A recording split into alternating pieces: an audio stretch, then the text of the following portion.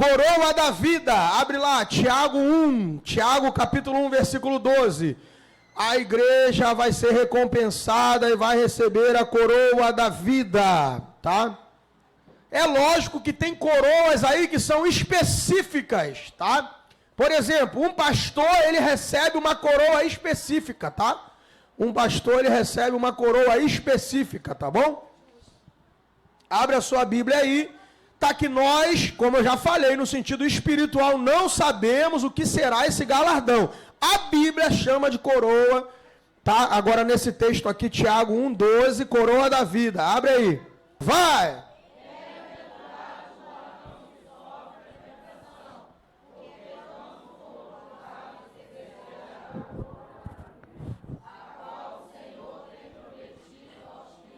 Entendeu? Então, todo aquele que ama ao Senhor, ele na hora da tentação, ele vai escolher, tá, a sua sinceridade, sua devoção com Deus.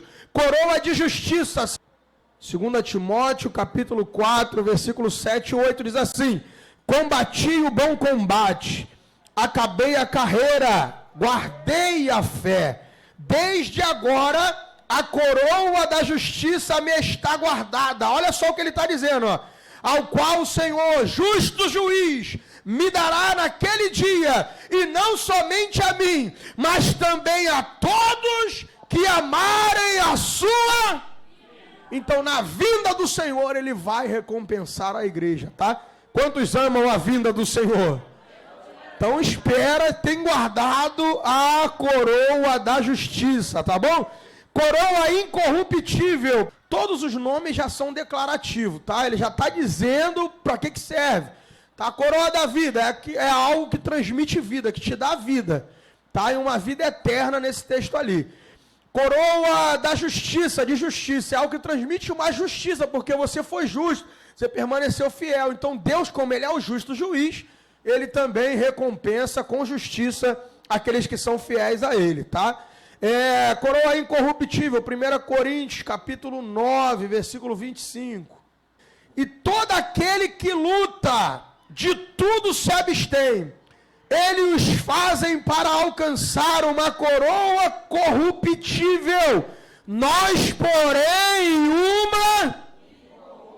uma incorruptível, tá? Então, nós vamos ver que Paulo está usando uma figura aqui acerca da competição que tinha naquela época, os jogos, que eles corriam, eles lutavam, eles se empenhavam, eles se dedicavam para receber uma coroa, um prêmio no final dos jogos, porque eles eram vencedores. Aí Paulo está dizendo, eles estão correndo, estão lutando para receber uma coroa corruptível. Uma coroa, muitas das vezes, de um louro que vai secar, ela vai murchar. Mas nós, porém, uma incorruptível. Uma que não sofre dano, uma que não vai perecer, tá bom? Isso é o que Deus tem guardado para nós. E para encerrar aí sobre as coroas, vamos falar da coroa de glória. Tá bom? Então, você vai ver aí que a Bíblia vai falar sobre coroas, tá? Como sendo recompensa. Pastor, mas é uma coroa mesmo? A Bíblia não nos afirma que seja literalmente uma coroa, tá? Mas é algo, ele usa a figura da coroa, porque é a coroa que recompensava os vencedores naquela época, tá bom?